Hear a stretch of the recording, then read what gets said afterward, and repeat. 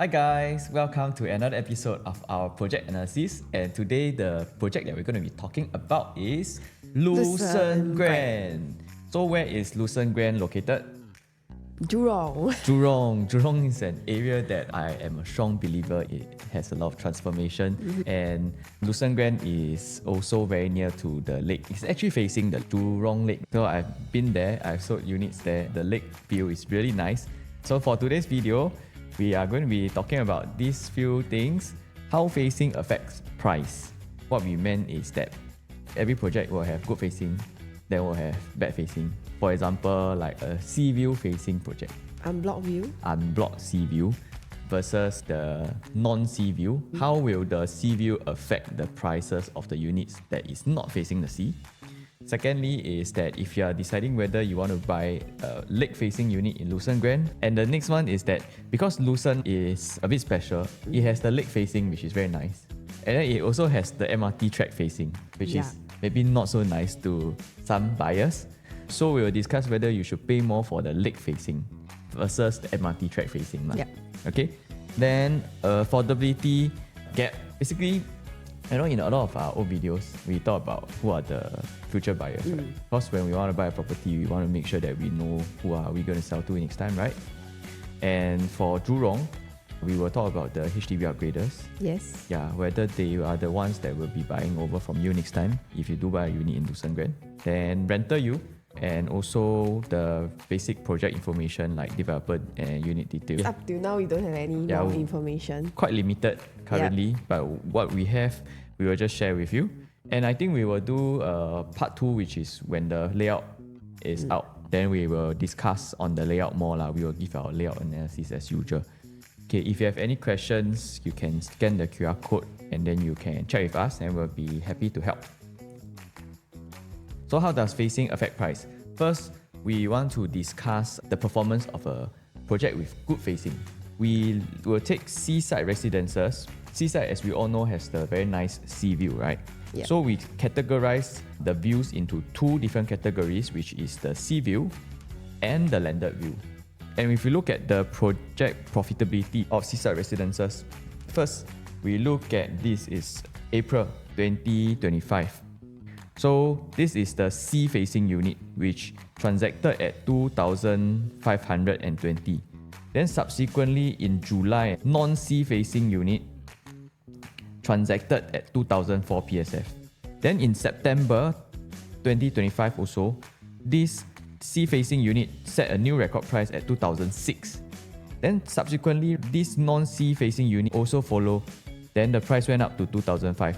So when the sea-facing unit was selling at 2,005, the non-sea-facing 2,004.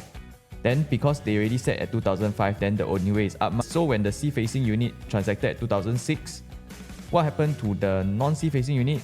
It followed and it reaches 2,005, which is the previous price of the sea-facing unit. So what I'm trying to say here is that good facing always set new price benchmark and influence the non-good facing prices to follow. Instead of the non-good facing pulling down the prices of the good facing, the good facing will help to set the new benchmark, because when they set a new high in the PSF, the bank valuation also goes up. Yep. Then buyers, when they go and see a unit, usually the first thing they do if they like the unit is they ask the agent or they go and ask the banker to find out what's the valuation, right? Yes. Then when the indicative valuation is higher, then that's when they will use that as a benchmark to offer. And that is why whenever there's a new benchmark set by the sea-facing unit, the non-sea-facing also stand to benefit from this. And then how we link this back to Lucerne is that same thing, Lucerne also got the good facing and the non-good facing. So later on we will touch more on that. But let us show you another example also. This one is Penrose. So this one, instead of the very good facing like sea facing, right? This one is just basically the difference between the PIE facing versus the minor road facing. So for this project, they don't have the super good facing, right? And let us take a look at what happened. So for this, we use this 3-bedroom compact in Penrose. We use stack 2, stack 11, and this stack 29. So basically here is facing the expressway, which is quite noisy. Yeah, actually I went there and viewed before, quite noisy. And that's why for Penrose and the project beside, which is Sims Urban Oasis, they actually built the multi-story car park, so that the setback from the highway is further to the units. And it's quite noisy lah, right? That's why we put this in red, because this is the less preferred facing. Okay, so if you look at this, first thing we want to highlight is all make good profits lah. Yeah. Okay. Actually, 600 plus is really quite high. Yeah, and it's only in a short period of time. About 5 years. Yep. So if you look at this inside facing, the first one sold in April 2025. They sold at 2002 PSF. Then in June 2025, this is the PIE facing. They sold at 2001 and 2090 respectively. So when this one set the benchmark, this one follow closely. Yes. Then in July, PIE facing also hit 2001.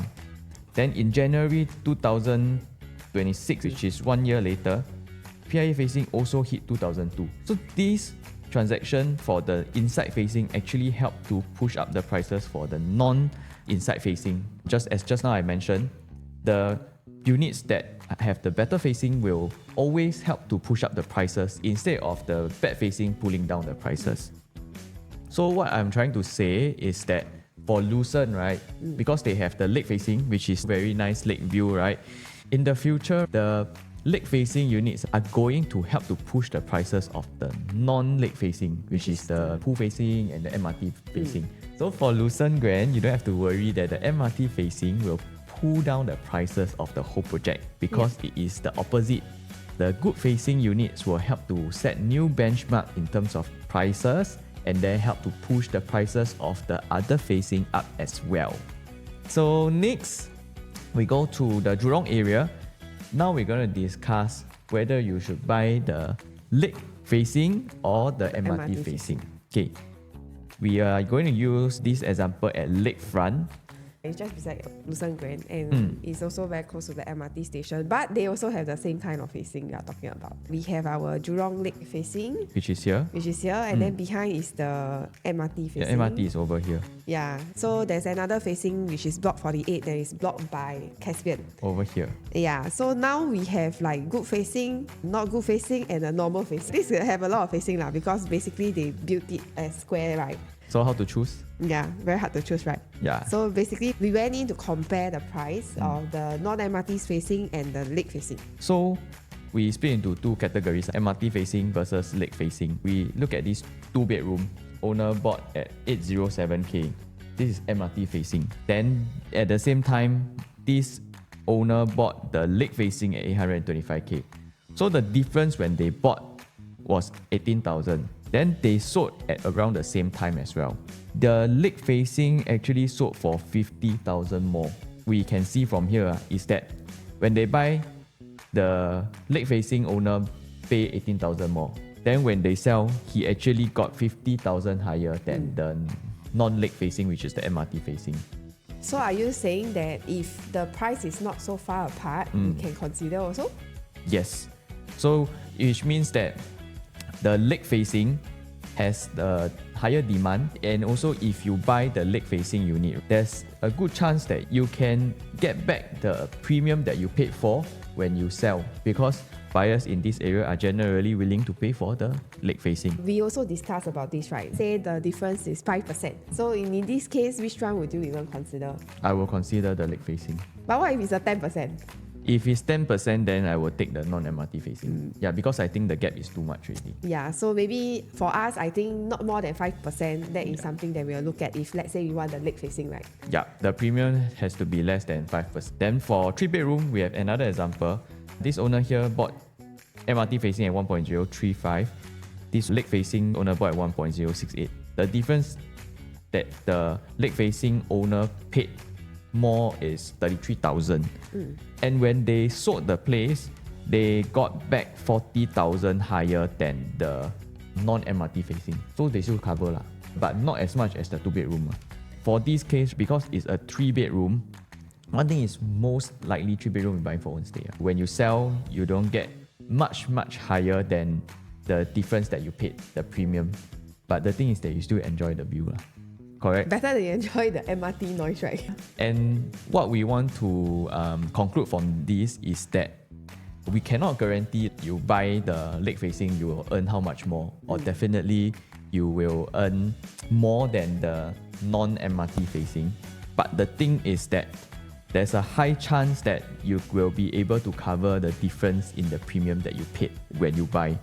And the thing is that the lake facing units will definitely be easier to sell. Yes, I agree. So when you are choosing a unit in Lucerne, I think that to sum it up, if the premium is less than 5%, I think it's a no-brainer lah. You can just go for the lake facing. If the premium is much higher, then you can consider going for the MRT facing. But if you are buying for own stay, then you can buy the lake facing lah. Yeah, Even I if will the premium is still prefer the slightly lake. higher Yeah. because you are going to be staying there and Correct. it's going to be easier for you to sell next time. If not, you're going to suffer and listen to the MRT track noise for maybe the next 5 years. Yeah. So that is our conclusion. Okay. Next. Affordability gap. So basically, we went in to see the HDBs around the area, whether if they can afford to buy Lucerne itself. So do you think that HDB's owners are in that area able to purchase Lucerne? Okay. So for our other videos, we'll always talk about HDB upgraders being the main bulk of the buyers, right? Like Nara, like maybe even Tampines, all this, right? But if I look at the prices of the HDB over here, like this 4-room and 5-room HDB, their average price is about 667,000. Yes. And let's say they bought it at maybe 300k, for example. Then they sell around 600 plus K, which means that right now maybe they can get back about 400k, 500k max cash plus CPF lah. And if you were to buy a 3-bedroom in Lucerne at let's say 2.1, Okay. your down payment needed is about 500 plus to 600k, all in plus stamp duty, which means that there is about 100,000 gap, which also means that can they upgrade? Can. But will they choose this area to upgrade is the first question, because they have to top up cash. Whereas if they go to other areas, they might not need to top up. Example where? Like if they go to Bukit Panjang area, they go to Hillview area. Yeah, I think that will be more decent for them if they do not want to top up any cash from their pocket, right? Yeah. So for this area, I think that there is this affordability gap. Yeah, but I feel so far in Jurong, the profiles of the buyers are a bit different from wherever areas that we are looking at. Like we talk about Tampines, and Tampines usually is the upgraders from Tampines, but Jurong a bit different. Yeah. The Jurong area, the buyers actually come from the other locations. Yeah, that's funny, right? Like for example, Choa Chu Kang, Bukit Panjang. To them, Jurong is an upgrade. Yeah, Jurong is like a better location. Yeah, but not only that, I do see from other areas because of rental yield, whichever, or maybe because of the transformation. Yep. We do see from people from the east side coming to the west, or Yep. maybe because of the lake. We don't know. Yeah, Yep. but then basically, it's not really about only the upgraders, I feel. Yeah, and this is actually supported by this slide over here. We look at Jayden, which is in Jurong as well. This Yep. is Jurong East. So for the profile of the buyers for Jayden, 61% is actually private address, which means that only 38% are the HDB upgraders, but 61% are the private owners. This means that the private owners from other areas or maybe within Jurong is shifting over here. Means they sell their private to buy here, or they already holding on to a private, then buy a second property in Jurong maybe. as an investment. Agree. But if you look at Lake Garden, same thing. For Lake Garden, 47% HDB upgraders, 52% from private. Still private, yes. Yeah, which is very rare because a lot Yeah. of the projects that we see nowadays, the HDB upgraders are the majority. Yeah, what. especially in this kind of areas. Like OCR area Yes, lah. OCR areas. Yeah. Usually it's this way. Jurong is a little bit different. We can conclude that the buyers for Lucerne Grand will not only be HDB upgraders. There will be HDB upgraders as well who can afford to pay the gap. But there will be a lot of buyers that will come from the other areas to maybe upgrade the address, Jurong, because Jurong has such a huge transformation. And for Jurong, the lakeside is going through, they have already gone through a rejuvenation. Yes. In a way, if you have time, you go down and see, you go to the park, the lakeside, it is super nice. Yeah, even when we go to the units over there, then we look at the view from there, And it's not directly facing the lake.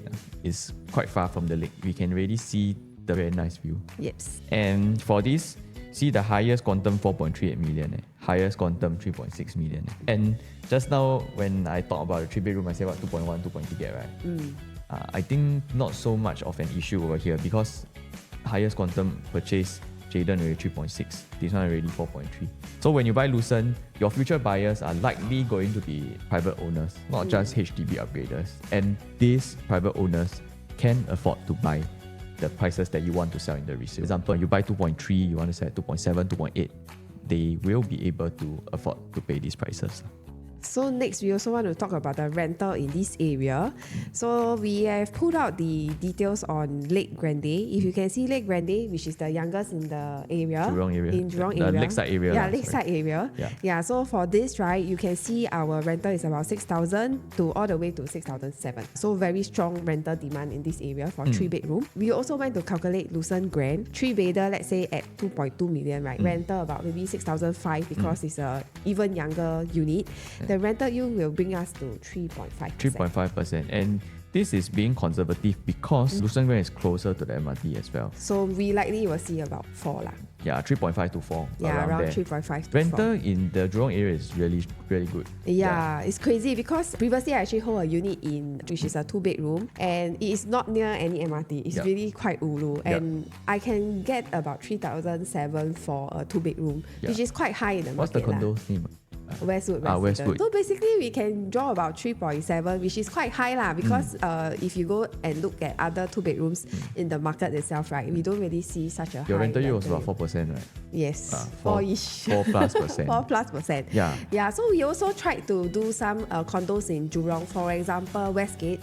Yeah, that area, even the rental, right, the units that we are holding, right, don't really need to wait for tenants to come in. Every time when the tenant move out, right, the next moment you have new tenants coming in. No vacancy period. No, that's why I think that's the reason why people are willing to pay for Jurong lah. Basically, we have a lot of profiles coming in from here. We have those kind of like pay to mama or maybe for the school. Yeah, and of course the MRT station and the transformation lah. The workforce there is really strong. Very strong. Yeah. So we have a few different kind of profiles that are coming in for the rental itself. Yeah. And if you are buying for investment to rent out, then this project will offer you very good rental yield in that sense. So we are done with the research. So now it's about project information. Basically for this developer is the famous CDL. Everybody loves CDL. So CDL did Canning Hill Piers, the Busu Grand, the Mies, Zion Grand, Newport, and the Ori. Yeah. Lucerne is right beside Lakeside MRT. If you can see surrounding us, there's a lot of schools like Suqin, Lulang. Yeah, these are all of the very good schools, which is 1 kilometer away as well. And the highlight is definitely this lake, Jurong Lake, the Jurong Lake Gardens and Lakeside Garden. So for this, they redo the lake before. So basically now we have Chinese garden, we also have Japanese garden. Quite cool. I don't know why they do that, but very nice. They want to rejuvenate this area. So you know, like east side, you have Changi, you have East Coast. But when you talk about west side, they don't really have this one. It's not really like east. And if you talk about wanting to have a place to chill in the west, we don't have a unique place that actually comes to mind. So I think Jurong Lakeside is going to be the next thing. Because even now, if you go over there after the rejuvenation, on weekends it's really packed.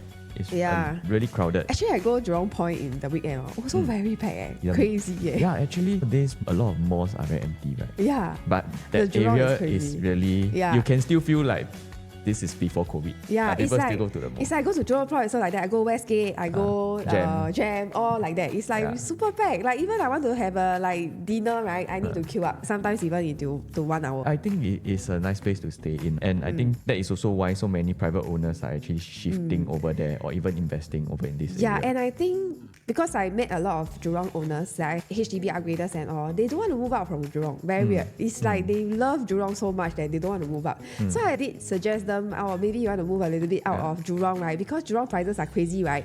But they don't want to move out from there. I think it's because of the convenience and they are really used to that. Jurong is considered like the main focal point of the West. Hard to move out from there. Yeah, because you have everything over there and it's very convenient. so big at Jurong. It's like a very huge, mature And the town. malls are huge. And can always go JB. They can go by tuas, right? Yeah. Yeah, okay, so we also want to talk a little bit about the transformation. So Jay has been highlighting about the Jurong Lake District. These are the areas that we are looking at. Okay, so why Jurong District is so popular or it matters? Because this is like the Singapore next CBD area, second CBD area. Yeah. So the government is actually looking to create more jobs closer to home from the west. We also have Jurong Gateway going on, which is our commercial heart of the district area. We have offices, retails, business spaces at that area as well. And then, of course, the Jurong line, we have JRL line as well. Yeah. And government land sale, we have multiple of government land sales have already released around Jurong Lake District. So we have more new residence launches coming up. Which is good because when you have more residential land that's being awarded at higher prices, it will continue to help to push the prices of existing properties over there as well. The amenities we mentioned, which is we have Westgate, GEM, IMM, and Jurong Point. These are all very big malls. And the schools also, Lucerne Grand, it's not very easy to get in. You have to be either 1 kilometer away or you have to be Alam. So Lucerne is quite not bad. Rulang also. Yeah, then we have Lakeside and Boon Lay Garden. And this is the site plan that is not confirmed yet. And this is the units that will be facing the lake. And then I think over here there is a plot next time. Yes. So for these units over here, they won't be blocked. But if you are talking about these stacks over here, next time potentially it could be blocked by this upcoming project. So the layout is roughly about lakefront lah. Looks like lakefront because they also have the okay, the not okay, and the super good view layouts. When more information is released, then we will go through the site plan, then we will also discuss which units you can buy, all these things. So for today, this is what we have for you, and if you have any questions, you can contact us. If you like our content, please help to subscribe, share and like. Yes, and this is our QR code. That's all for today. So goodbye. Bye. Bye.